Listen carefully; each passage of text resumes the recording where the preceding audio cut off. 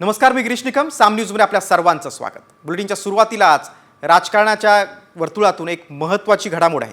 अजित पवार गटाकडून राजकीय भूकंपाची तयारी सुरू असल्याचं समोर आलंय. कारण अजित पवारांच्या राष्ट्रवादीचे प्रदेशाध्यक्ष सुनील तटकरे यांनी शरद पवारांच्या खासदारांना संपर्क केल्याचा दावा पवारांच्या राष्ट्रवादीचे आमदार जितेंद्र आव्हाड यांनी केलेला आहे. रोहित पवारांनी देखील हा दावा केलाय. दिल्लीत संसदेच्या अधिवेशनादरम्यान खासदारांशी संपर्क साधल्याचा दावा या दोन्ही नेत्यांनी केलाय.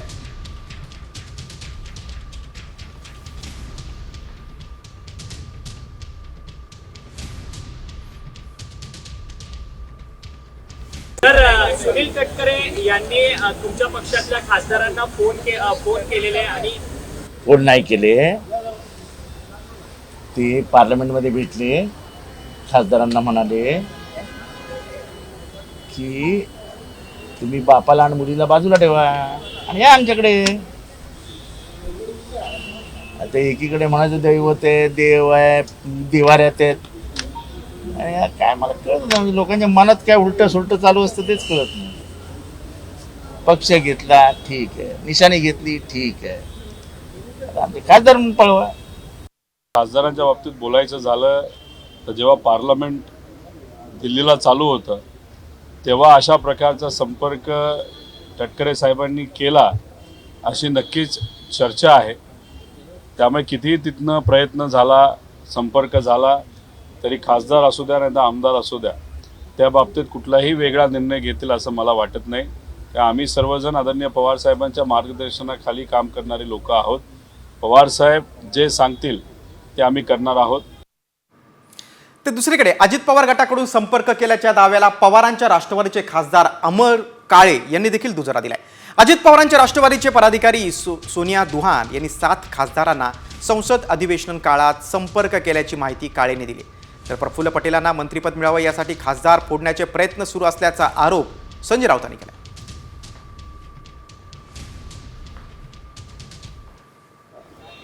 राष्ट्रवादी काँग्रेस पक्षाच्या 7 लोकांना आमच्या प्रत्येकाला इंडिव्हिज्युअल त्यांनी कॉन्टॅक्ट करण्याचा प्रयत्न केला. मागच्या सेशनमध्ये, मागच्या अधिवेशनामध्ये त्या प्रत्येकासोबत संपर्कामध्ये होत्या आणि पुढच्या काळामध्ये आपण अजित पवार गटासोबत गेलो पाहिजे अशा पद्धतीने त्यांनी मनधरणी करण्याचे प्रयत्न आमच्या 7 खासदारांचे केले. आता पुढच्या काळामध्ये जर तुम्हाला पुन्हा निवडून यायचं असेल, तुमचं पॉलिटिकल फ्युचर तुम्हाला जर पुन्हा हे करायचं असेल, तर स्टेबल करायचं असेल, तर तुम्ही अजित पवारांसोबत गेले पाहिजे अशा पद्धतीचं त्यांनी आमच्या 7ही लोकांना बोलून कन्व्हिन्स करण्याचा प्रयत्न केला. जोपर्यंत खासदार फुटत नाहीत, पवार साहेबांचे खासदार फोडले जात नाहीत, तोपर्यंत अजित पवार गटाला केंद्रामध्ये मंत्रिपद मिळणार नाही. आणि हे मंत्रिपद प्रफुल्ल पटेल यांना हवं आहे. प्रफुल्ल पटेल यांना सांगण्यात आलेलं आहे, जो केंद्रामध्ये मंत्रिपद मिळवण्यासाठी जो कोटा आहे खासदारांचा तो तुम्ही पूर्ण करा. आणि म्हणून पवार साहेबांचे खासदार फोडण्याचे कसोशीनं प्रयत्न सुरू आहेत. पण हा नीच आणि निर्लज्जपणा. शरद पवारांच्या पक्षाच्या आरोपांवर आता अजित पवार पक्षाचे आमदार अमोल मिटकर यांनी काय प्रतिक्रिया दिली ती पाहूया.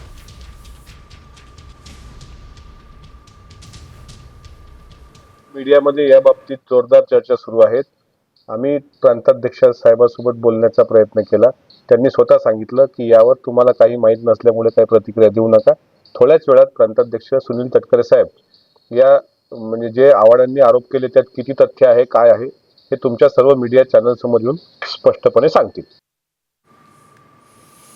आपण कुणालाही संपर्क केलेला नाही असा दावा आता राष्ट्रवादी काँग्रेस अजित पवार पक्षाचे प्रदेशाध्यक्ष सुनील तटकरे यांनी केलेला आहे.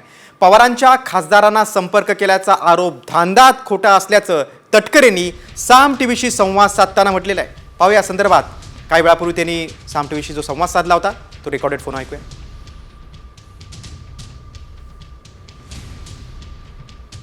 विधानसभेच्या निवडणुकीच्या दारुण अपयशाच्या नंतर, पराजयाच्या नंतर हताश आणि निराश झालेल्या कार्यकर्त्यांना दिखावा दिलासा देण्यासाठी आयोजित केलेली बैठक फोकसमध्ये राहावी म्हणून सबंग लोकप्रियतेसाठी, प्रसिद्धीसाठी केलेला हा अट्टहास आहे.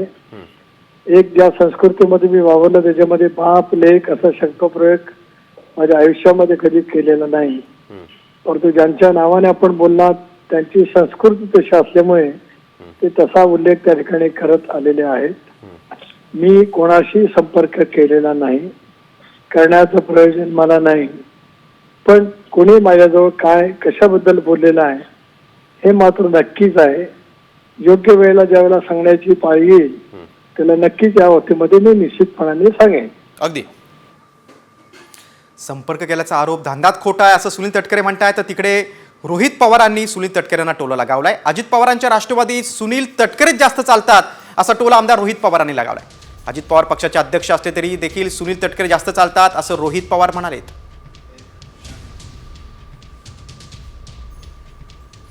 दादांच्या पक्षात तटकरेंचे जास्त चालतं असं आमदार रोहित पवारांचा टोला आहे. अजितदादा जरी अध्यक्ष असले तरी तटकरेंचीच पक्षात जास्त चालतं असं रोहित पवार यांनी टोला लगावलाय.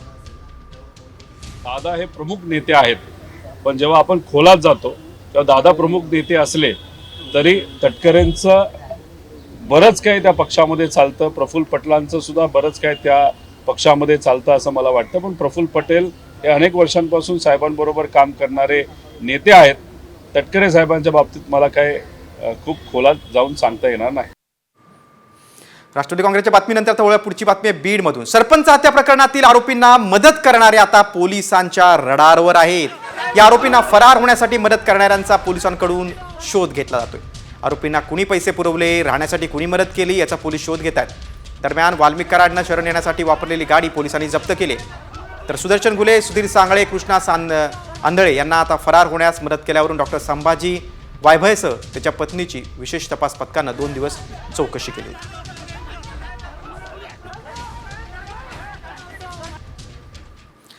सरपंच संतोष देशमुखांच्या हत्या प्रकरणात नवीन आणि धक्कादायक माहिती आता समोर आलेली आहे. संतोष देशमुखांची हत्या करण्यासाठी वापरलेली हत्यारही विशेष पथकानं जप्त केलेली आहेत. मात्र मारहाणीत वापरलेल्या शस्त्रांची नुसती कल्पना केली तरी डोळे पाणावल्याशिवाय राहणार नाहीत. इतक्या निर्घुण पद्धतीनं त्यांची हत्या करण्यात आली. गॅसचा पाईप, त्यावर काळ्या करदोड्यानं तयार केलेले मूठ, 5 क्लच वायर बसवलेला लोखंडी पाईप अशा शस्त्रांनी त्यांची हत्या करण्यात आली. ही हत्या साधी नव्हती, तर त्यांच्यावर 156 वार करण्यात आले होते. जवळपास 1.5 लिटर रक्त साकळलं होतं. सीआयडी तपासात काही डिजिटल पुरावे हाती लागलेत. या माध्यमातून देखील आता तपास केला जातोय. 5 क्लच वायर बसवलेला लोखंडी पाईप, ज्यावर गोलाकार मूठ तयार करण्यात आली होती. 41 इंचाचा गॅसचा पाईप, ज्याची मूठ काळ्या करदोड्यानं तयार केली होती. 1 लाकडी दांडा आणि तलवारीसारखं शस्त्र,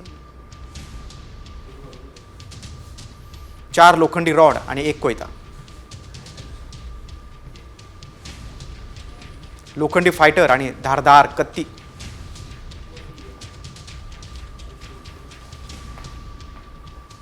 पुढच्या बातमीकडे. सरपंच संतोष देशमुखांच्या हत्येला आता महिना होईल, मात्र त्यांची हत्या करणारा आरोपी कृष्णा आंधळे अजूनही फरार आहे.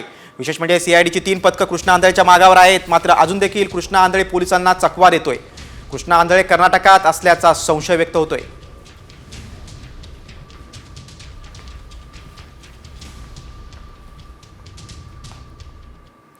पुढच्या बातमीकडे. धनंजय मुंडेंच्या राजीनाम्याची मागणी आपण केली नसल्याची प्रतिक्रिया आता भाजपचे आमदार सुरेश धस यांनी दिली. प्रकाश सोळंकींनी राजीनाम्याची मागणी केल्याचं धस यांनी म्हटलंय.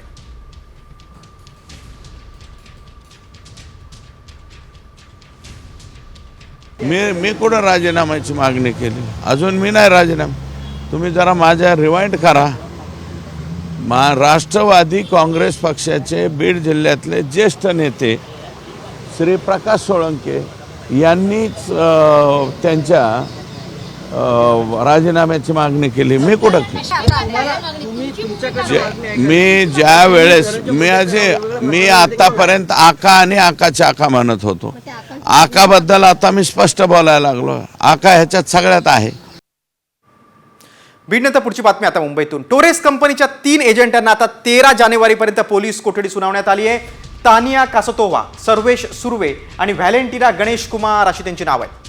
त्यांच्याकडून दागिने आणि रोख रक्कम जप्त करण्यात आली आहे. दरम्यान कंपनीचे संस्थापक, संचालक, मुख्य कार्यकारी अधिकारी, सीए यांचा शोध सुरू आहे.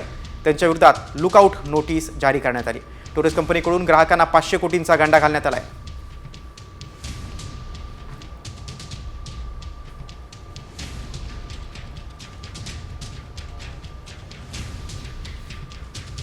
संस्थापक जॉन कार्टर आणि व्हिक्टोरिया कोवालेंको, मुख्य कार्यकारी अधिकारी आहेत तौफिक शेख. सीए आहेत अभिषेक गुप्ता.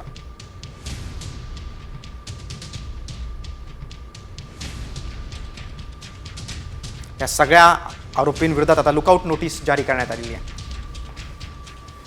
दरम्यान श्रीमंतीच्या नादात 3 लाख मुंबईकरांची फसवणूक झालेली आहे. टोरेस कंपनीकडून 3 लाख मुंबईकरांना गंडा घालण्यात आलाय. चांगल्या परताव्याच्या आमिषाला मुंबईकर बळी पडलेत. सुमारे हजारो कोटींची फसवणूक झाल्याची धक्कादायक माहिती आता प्राथमिक तपासात समोर येते. फसवणुकीचा आकडा 8 ते 10,000 कोटींपर्यंत जाऊ शकतो. फसवणुकीचं बिंग फुटताच पळण्याच्या तयारीत असलेल्या तिघांना पोलिसांनी अटक केली. शिवाजी पार्क पोलिसांनी उझबेकिस्तानची रहिवासी असलेली जनरल मॅनेजर तानिया कसातोवा, संचालक सर्वेश सुर्वे आणि रशियन नागरिक असलेली store manager Valentina Ganesh Kumar या तिघांना अटक झाली. कंपनीचा संस्थापक जॉन कार्टर आणि व्हिक्टोरिया हे दोघे युक्रेनला पसार झाल्याची माहिती समोर आलेली आहे.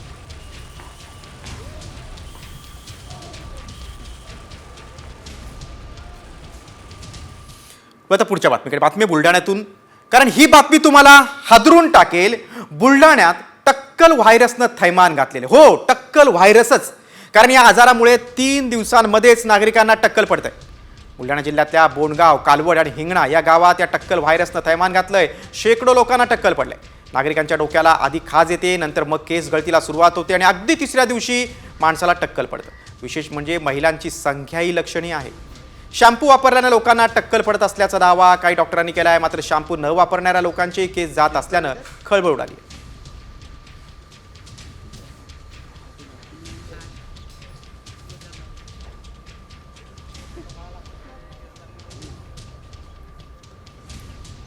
हेच ते शेगावमधलं बोंडगाव. या बोंडगावमधील बऱ्याच लोकांचे टक्कल पडत आहेत आणि ते टक्कल व्हायरस म्हणून इथं आता ते गावाचं नाव पण सुद्धा झालेलं आहे. त्या गावामध्ये बरेच लोक आहेत, नागरिक आहेत, त्यांचे लहान मुलं आहेत, महिला आहेत, अशांचे केस गळतीचं प्रमाण जास्त वाढलं आहे. आपल्यासोबत आता हे काही गावातले नागरिक आहेत, मुलं आहेत, तर यांच्या डोक्यातले केस जे आहेत ते आता बघा हे तोडून काढून दाखवतात की कसे ते निघत आहेत. हे पहा, हे अशा गाव थोडंसं जर टच केला तरी डोक्यातले केस निघत आहेत आणि अशा काही दिवसामध्ये पुन्हा या मुलाचे जे केस आहे पुन्हा हे पूर्ण गळती होईल आणि त्याचं टक्कल होईल. असे बरेच प्रकार या परिसरामध्ये, या गावामध्ये होताना दिसत आहेत आणि बऱ्याच लोकांचे 70 ते 80 जणांचे टक्कल पडल्याची माहिती आता सरपंच यांनी दिलेली आहे. आजूबाजूचे गाव आहे त्यामध्ये 3-4 गाव आहेत, त्यामध्ये कालवड असेल, हिंगणा असेल आणि आता हे बोंडगाव. हे बोंडगावमधील बरेच मुलं आता हे मुलांचे सुद्धा आता बघा हे केस जात आहेत, त्याचे विरळ केस झालेले आहेत, अगदी केस निघत आहेत त्याच्या डोक्यातनं. पाण्याचं प्रमाण पाण्याचा काय दोष आहे का, कसला खाण्याचा दोष आहे किंवा काही कुठल्या प्रकारचा हा आजार या लोकांना जडतोय आणि हा धुमाकूळ घालतोय टक्कल व्हायरस, हे अद्यापर्यंत वैद्यकीय क्षेत्रामध्ये सुद्धा अजून त्याचं निष्पन्न झालेलं नाही. एक पथक येऊन गेलं तात्पुरतं, फक्त पाहणी करून गेलं, अहवाल अद्यापर्यंत कुठला दिला नाही किंवा निष्कर्ष अद्यापर्यंत निघाला नाही, अशा गावकऱ्यांचं म्हणणं आहे. पण आता पुढील काळामध्ये हे गावातील लोक भयभीत झालेले आहेत. ॲक्च्युली आता या गावातील लोकांना आणि नागरिकांना प्रश्न पडलेला आहे की आपल्या ह्या गावातील हा जो आजार आहे हा कधी संपुष्टात येईल. वैद्यकीय क्षेत्राने ताबडतोब तात्काळ लक्ष द्यावे. देशाचे आपले केंद्रीय आरोग्यमंत्री जे प्रतापराव जाधव यांनी सुद्धा या गावाला भेट देण्याची मागणी या लोकांनी केलेली आहे आणि तात्काळ इथे आरोग्य सुविधा उपलब्ध करून देण्याची सुद्धा हे मागणी करत आहेत. कॅमेरामॅन सुनील मोरेसह मी संजय जाधव, बोंडगाव, शेगाव, साम TV बुलढाणा. बघा, बुलढाण्याच्या बोंडगाव, कालवड आणि हिंगणामध्ये हा टक्कल व्हायरस आहे. आधी डोक्याला खाज सुटते, मग केस गळती होते आणि 3ऱ्या दिवशी चक्क टक्कलच पडते. शेकडो नागरिकांना केस गळती होते. महिलांची संख्या देखील यामध्ये लक्षणीय आहे. शॅम्पू वापरल्यानं टक्कल पडत असल्याचा काही डॉक्टरांनी दावा केला. मात्र शॅम्पू न वापरणाऱ्यांना देखील आता टक्कल पडत असल्यानं खळबळ उडाली. बुलढाण्यात नेमकं कशामुळे ग्रामस्थांना 3 दिवस टक्कल पडतं हे साम टीव्हीने डॉक्टरांकडून जाणून घेतलंय. कॉस्मेटिक प्रोडक्ट किंवा पाणी दूषित असल्यामुळे टक्कल पडू शकतं असं डॉक्टरांनी म्हटलंय. तर पाणी नमुना तपासणीसाठी आता पाठवण्यात आल्याचं देखील डॉक्टरांनी सांगितलंय. त्याच्यामध्ये काही कॉस्मेटिक प्रोडक्ट्स वापरल्यामुळे किंवा पाणी दूषित असल्यामुळे किंवा व हार्ड वॉटर असल्यामुळे केस गळती होऊ शकते का, यासाठी आम्ही सर्वेक्षण केलेले आहे व त्या अनुषंगाने पाणी नमुना तपासणीसाठी शेगाव येथे लॅबला पाठवण्यात आलेले आहे. परंतु अद्यापही काही ठोस कारण डायग्नोसिस आमचं झालेलं नाही व याचसाठी माननीय जिल्हा साथरोग अधिकारी बुलढाणा व त्वचारोग तज्ज्ञ हे आज भेट देणार आहे व आम्ही एक छोटा कॅम्प घेऊन संपूर्ण उपचार करणार आहोत. बुलढाण्यातल्या बातमीनंतर आता वळूया आपण मुंबईतल्या व्हायरसकडे. मुंबईतही HMPV विषाणू धडकलेल्या, नागपूरनंतर आता मुंबईतही HMPVचा रुग्ण आढळलाय. मुंबईत 6 महिन्यांच्या चिमुकलीला या विषाणूची लागण झाली. गेल्या आठवड्यात तिला रुग्णालयात दाखल करण्यात आलं होतं. सध्या या चिमुरडीवर ICUमध्ये उपचार सुरू आहेत. मुंबई महापालिकेच्या परळमधल्या आरोग्य विभागाच्या कार्यालयानं मात्र अशी काही माहिती नसल्याचं सांगितलंय.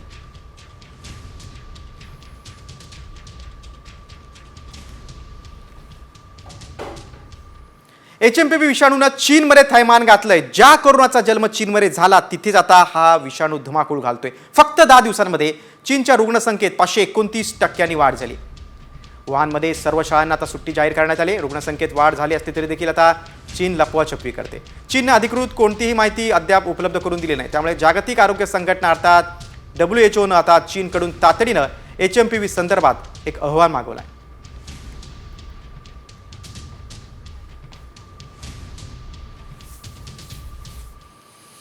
HMPV व्हायरसच्या बातमीनंतर आता राज्यभरातल्या विविध क्षेत्रातल्या काही बातम्यांचा आपण वेगवान आढावा घेऊया टॉप 50 मधून.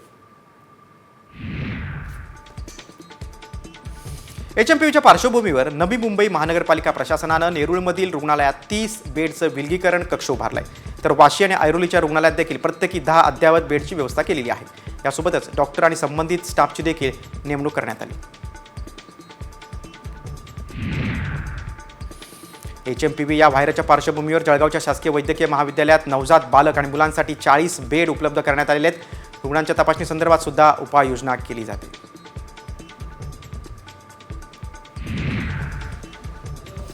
HMPV संसर्गामुळे जिल्हाधिकारी डॉक्टर पंकज आशिया यांनी आरोग्य विभागाला सज्ज राहण्याचे निर्देश दिले. शिवाय नागरिकांनी भीती बाळगण्याचं काही कारण नाही. मात्र सर्दी, ताप, खोकला असेल तर वेळीच डॉक्टरांना दाखवून उपचार घ्या असं आवाहन देखील त्यांनी केलं. HMPVच्या वाढत्या संसर्गाच्या पार्श्वभूमीवर धाराशिवमधील आरोग्य यंत्रणा अलर्ट मोडवर आलेली आहे. आरोग्य विभागाने एक SOP तयार केलेली आहे. ती जिल्हा रुग्णालयाला आणि सर्व आरोग्य केंद्रांना पाठवलेली आहे.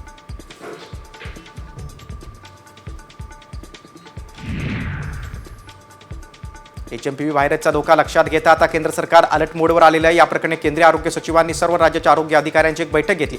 बैठकीत HMPV व्हायरसच्या वाढत्या केसेसवर चर्चा झाली. ब्रिटनमध्येही HMPVच्या रुग्णांची संख्या वाढते. स्पेनमध्ये देखील हाहाकार माजवला आहे. स्पेनच्या हॉस्पिटलच्या बाहेर रुग्णांच्या मोठ्या रांगा लागलेल्या आहेत. तर मलेशिया, जपान आणि कझाकिस्तानमध्ये देखील रुग्णांची संख्या झपाट्यानं वाढताना दिसते.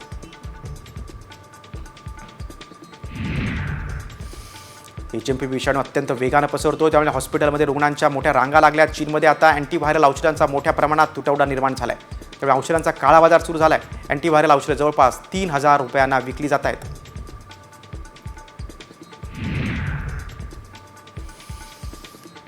तमिळचा सुपरस्टार अजित कुमारच्या कारचा भीषण अपघात झाला आहे. दुबईत कार रेसिंगचं प्रशिक्षण घेत असताना त्याची कार सुरक्षा भिंतीला आदळली. कारचं बोनेट देखील उडून गेलं. या अपघातात अभिनेता अजित कुमारला मात्र कोणतीही दुखापत झाली नसल्याची माहिती मिळते.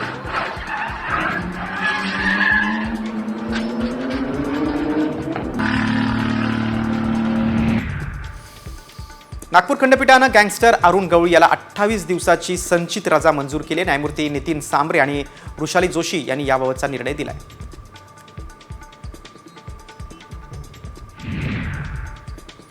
रामगिरी महाराजांनी पुन्हा वादग्रस्त वक्तव्य केलंय. राष्ट्रगीत हे गीत रवींद्रनाथ टागोर यांनी पंचम जॉर्जच्या स्वागतासाठी 1911 मध्ये लिहिलं होतं.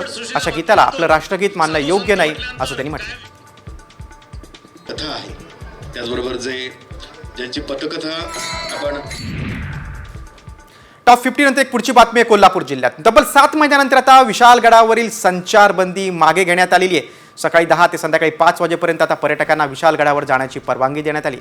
14 जुलै 2024 रोजी विशाळगडावरील अतिक्रमणाच्या विषयावरून राज्यभरातील हिंदुत्ववादी संघटना आक्रमक झाल्या होत्या. विशाळगडाच्या पायथ्याला दंगल सदृश परिस्थिती निर्माण झाली होती आणि या पार्श्वभूमीवर विशाळगडावर पर्यटकांना संचारबंदी लागू करण्यात आली होती. मात्र ती आता शिथिल झाली. सध्या कोल्हापूर जिल्ह्यातल्या विशाळगडावर आहे, जो गड गेली 7 महिने बंद होता. पण 7 महिन्यानंतर विशाळगडाने मुक्त श्वास घेतलेला आहे, मोकळा श्वास घेतलेला आहे. कारण इथले जे दैनंदिन व्यवहार आहे तो पुन्हा सुरू झालेला आहे. 7 महिन्यांपूर्वी अतिक्रमणाच्या विषयावरून आणि अनेक विषयांवरून इथं एकच गोंधळ झाला होता. हिंदुत्ववादी संघटना आक्रमक झाल्या होत्या आणि यामुळं विशाळगडाच्या पायथ्यावर दंगल सदृश्य परिस्थिती निर्माण झाली होती. यातून राज्याची कायदा व सुव्यवस्था बिघडू नये यासाठी प्रशासनानं विशाळगडावर सामान्य पर्यटक, सामान्य नागरिकांना बंदी घातली होती आणि ती बंदी आज सकाळी 10 वाजता उठवण्यात आलेली आहे. कोल्हापूर जिल्ह्यातल्या बातमीनंतर आता राज्यभरातल्या आणखी काही घडामोडींचा वेगवान आढावा घेऊया टॉप 50 मधून. मराठी भाषेला अभिजात दर्जा देण्यात आला या संदर्भात शासन आदेश जारी करण्यात आला. केंद्रीय सांस्कृतिक मंत्री गजेंद्र शेखावत यांनी मराठी भाषा विभागाचे मंत्री उदय सामंत यांच्याकडे हा आदेश सोपवला आहे. येत्या बजेटमध्ये मोदी सरकार करदात्यांसाठी मोठं गिफ्ट देण्याची शक्यता आहे. 10 लाखांपर्यंत पगार असणाऱ्यांना कर भरावा लागणार नसल्याची माहिती समोर येते. ही सूट मिळण्याची घोषणा येत्या बजेटमध्ये होऊ शकते. केंद्रीय अर्थमंत्री निर्मला सीतारामन येत्या 1 फेब्रुवारीला बजेट सादर करणार आहेत. सिडकोच्या 26,000 घरांच्या किमती अखेर जाहीर करण्यात आल्यात. आर्थिक दुर्बल गटासाठीच्या घरांच्या किमती या 25 ते 48 लाखांपर्यंत तर अत्यल्प आर्थिक गटासाठीच्या घरांच्या किमती या 34 लाखांपासून 97 लाखांपर्यंत आहे. घरांसाठी अर्ज दाखल करण्याची अंतिम मुदत ही 10 जानेवारीपर्यंत आहे. इगतपुरी ते मुंबई दरम्यानच्या 76 किलोमीटरचा समृद्धी महामार्गाचं काम अंतिम टप्प्यात आहे. महामार्गाच्या पूर्णत्वामुळे मुंबई ते नागपूर हे 16 तासांचं अंतर आता फक्त 8 तासात तुम्हाला पार करता येईल. पुरंदर येथील प्रस्तावित आंतरराष्ट्रीय विमानतळाच्या रखडलेल्या कामाला आता गती देण्यासाठी तातडीनं भूसंपादन करण्यात येणार आहे. विमानतळाचा सविस्तर प्रकल्प अहवाल येत्या सप्टेंबर महिन्यापर्यंत अंतिम करण्यात येणार आहे. त्यामुळे प्रस्तावित विमानतळाचं लवकरच आता टेक ऑफ होईल असा दावा केला जातोय. फिरत्या शौचालयाप्रमाणे आता महिलांसाठी फिरतं स्नानगृह सुरू करण्यात येणार आहे. कौशल्य विकास मंत्री मंगलप्रभात लोढा यांचा हा अनोखा उपक्रम आहे. उघड्यावर आंघोळ करणाऱ्या महिलांना यामुळे मोठा दिलासा मिळणार.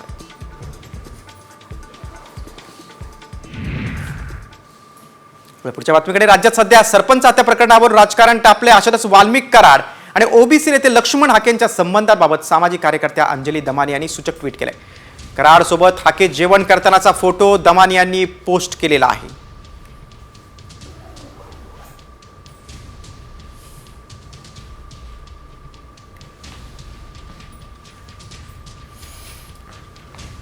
अटकेत असलेला वाल्मिक कराड आणि ओबीसी आंदोलक लक्ष्मण हाकेंचा एक फोटो सामाजिक कार्यकर्त्या अंजली दमानिया यांनी पोस्ट केलेला आहे आणि हा फोटो पोस्ट करून त्यांनी कराड हाके संबंधाबाबत ट्विट केलेला आहे.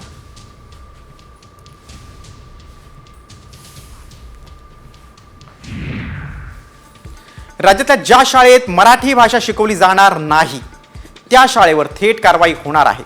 मात्र CBSE, ICSE आणि इंग्रजी बोर्डाच्या शाळेत मराठी भाषा शिकवली जात नसल्याच्या तक्रारी कायम आहेत. त्यामुळे जर मराठी भाषा शिकवण्यात चालढकल केली तर कारवाईचा इशारा शालेय शिक्षण मंत्री दादा भुसेने दिला आहे. हिंगोलीमध्ये जिल्हा परिषद शाळेत माध्यान्ह भोजन शिजवणं बंद झालंय. त्यामुळे चिमुकल्यांना आता मिळणारा घास देखील बंद झालाय.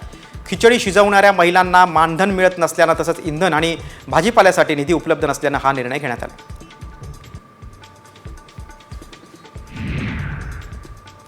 CETच्या सुधारित तारखा जाहीर करण्यात आल्यात. अभियांत्रिकी, फार्मसी आणि कृषी अभ्यासक्रम प्रवेशासाठी आता 9 एप्रिल ते 19 एप्रिल दरम्यान CET होईल. तर 3 आणि 5 वर्ष विधी अभ्यासक्रम MCA, MBA, BBA, BCA अशा परीक्षांचे सविस्तर वेळापत्रक आता CET सेलच्या वेबसाईटवर उपलब्ध आहे. महापालिकेच्या महसुलात वाढ व्हावी यासाठी आता सागरी किनारा महामार्गावर जाहिरात फलक लावण्याचा प्रस्ताव मुंबई महानगरपालिकेने ठेवला होता. त्याला ना हरकत प्रमाणपत्र देत पर्यावरण विभागानं मंजुरी दिली. गेल्या वर्षी ठाकरे गटानं जाहिरात फलक लावण्यास विरोध केला होता. उजनी धरणावर आता पर्यटन केंद्र विकसित केलं जाणार आहे. यासाठी राज्य सरकारनं 73 कोटी रुपयांचा निधी मंजूर केला. येथे लवकरच बोटिंग सुरू होणार आहे. दरम्यान आमदार अभिजित पाटील यांनी उजनी धरण परिसराची पाहणी केली. सिंधुदुर्गाच्या किनारपट्ट्याजवळ शेवाळ्यांनी भरलेल्या आहेत. मालवणच्या चिवला बीच आणि परिसरात जवळपास 1000 किलो शेवाळ सध्या किनाऱ्यावर येऊन धडकले. गणेश सजावटीसाठी तसंच माड बागायतांना खत म्हणून आता शेवाळाचा वापर होतोय.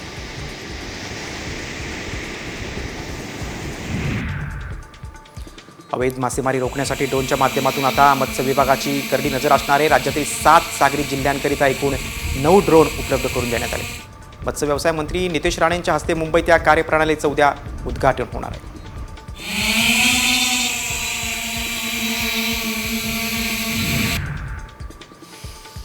बोगस डॉक्टर ओळखणं आता आणखी सोपं होणार आहे. यासाठी महाराष्ट्र मेडिकल काउन्सिलनं आता पुढाकार घेतला आहे. महाराष्ट्र वैद्यकीय परिषदेनं राज्यातील अधिकृत डॉक्टरांना महिनाअखेरीस QR कोड देणार आहेत. या प्रणालीमुळे बनावट डॉक्टरांपासून रुग्णांना संरक्षण मिळणार आहे. नाशिकमध्ये आगामी सिंहस्थ कुंभमेळ्याच्या तयारीला वेग आला आहे. महापालिका आयुक्त मनीषा खत्री यांनी रामकुंड पंचवटी साधुग्राम परिसराला भेट देत पाहणी केली. यावेळी परिसरातील अतिक्रमण हटवण्यासह स्वच्छता, सुरक्षा आणि सुविधांच्या उभारणीसाठी त्यांनी सूचना केल्या. सिंदखेड राजा येथील पुरातन वास्तू परिसरात सापडलेले शेषशाही भगवान विष्णूची मूर्ती धूळ खात अवस्थेत आहे. मात्र येत्या 12 जानेवारीला राजमाता जिजाऊंचा जन्मोत्सव असल्याने ही मूर्ती पर्यटकांना दर्शनासाठी खुली करा अशी मागणी होती. तुळजाभवानी देवीच्या मुख्य गाभाऱ्यात प्राचीन शिळांना तडे गेले. देवीच्या मुख्य गाभाऱ्यातील 4 शिळांना तडे दिसून आले. या शिळांचा आता स्ट्रक्चरल ऑडिट आणि रडारद्वारे तपासणी करण्यात येणार आहे.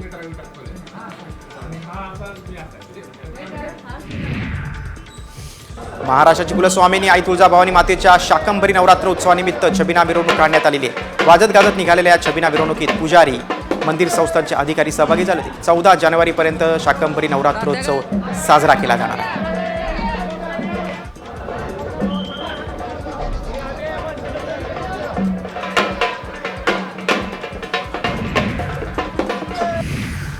तिबेटमधील सर्वात पवित्र शहरांपैकी एक शिघाझे शहराजवळ मंगळवारी 6.8 तीव्रतेचा भूकंप झाला. यात 126 लोक ठार झाले तर 188 जण जखमी झाले. नेपाळ तसंच भारतात बिहार, उत्तर प्रदेशमधील काही जिल्ह्यांमध्ये आणि दिल्लीत देखील या भूकंपाचे धक्के जाणवले.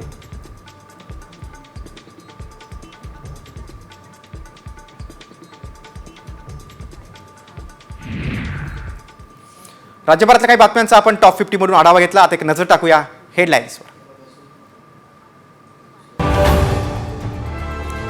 10 लाखांपर्यंतचं इन्कम करमुक्त होणार. सूत्रांची माहिती. बजेटमध्ये मोदी सरकार मोठं गिफ्ट देण्याची शक्यता.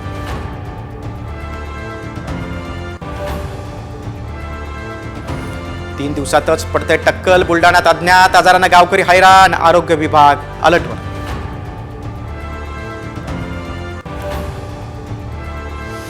मुंबईत HMPVची एंट्री. 6 महिन्यांच्या चिमुकलीला लागण. खासगी रुग्णालयात उपचार सुरू. आरोग्य विभागाकडून मात्र दुजोरा नाही.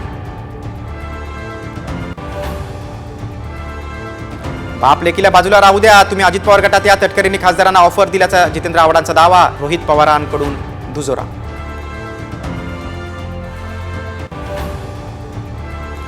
तीन लाख मुंबईकरांना टोरेजचा गंडा. हजारो कोटींची फसवणूक. संचालकांसह 3घांना बेड्या. संस्थापक युक्रेनला पसार झाल्याचा संशय.